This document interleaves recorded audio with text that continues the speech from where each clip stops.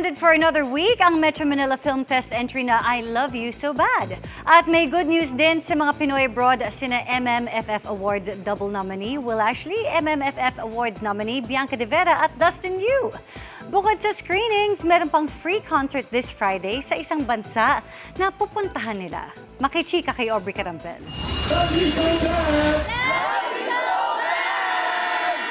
Full support ang Sparkle GMA Artist Center family sa MMFF movie na Love You So Bad na entry ng Star Cinema, GMA Pictures at Regal Entertainment sa Metro Manila Film Festival 2025.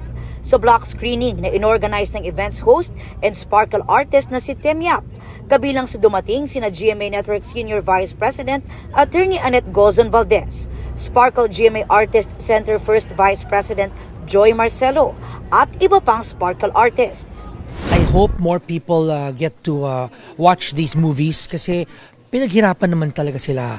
Alam mo yun, so sana we can encourage each other na manood ng mga pelikulang Pilipino. Ang block screening mas pina-espesyal pa sa pagdating ng mga bida ng rom-com film na sina Will Ashley, Bianca De Vera at Dustin Yu. Very thankful ang trio sa suportang natatanggap nila at magandang feedback para sa movie.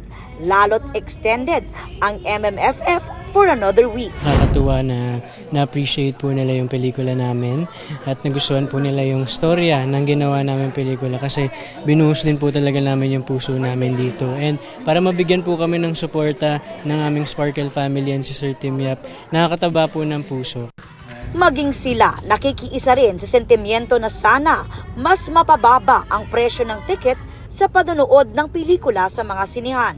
I believe na yung sweldo na natatanggap ng mga tao, mga Pilipino citizen hindi naman po din ganun tumataas. So sana po, syempre, para magkaroon po ng chance na maka-afford din yung mga tao na sakto lang din po yung sweldo. I hope so because feeling ko naman lahat tayo deserve maging masaya. It's just that hindi lahat tayo sadly ay afford yun. So sana tulad ng dati, sana bumaba talaga yung ticket prices. Of course, yeah, same with me, no.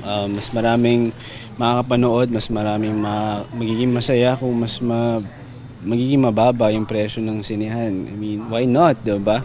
Yun naman talaga yung ino-hope natin. This Friday, biyaheng Dubai ang cast ng Love You So Bad para magbigay saya sa isang free concert para sa mga Pinoy abroad sa Dubai. Super excited kami ma-meet sila kasi syempre dito sa Pilipinas parang naikot na rin namin yung nakita na namin yung mga taong nagmamahal at sumusuporta.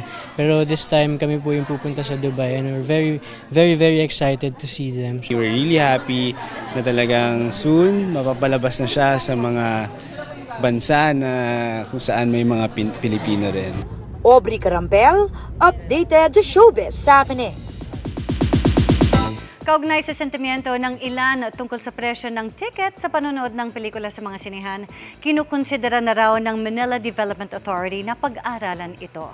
Kasabay niya ng suggestion ng MMDA Chairman Don Artes na posibleng makapagpataas pa ng kita kung magmumura ang cinema tickets. Patuloy rin daw ang pakikipagdialogo ng MMDA sa Cinema Exhibitors Association of the Philippines para mapaganda pa ang movie experience ng mga manonood. May mga tinitingnan din daw silang incentives tulad ng volume sales at promo bundle schemes para mas maging accessible ang mga pelikula sa mas maraming audience.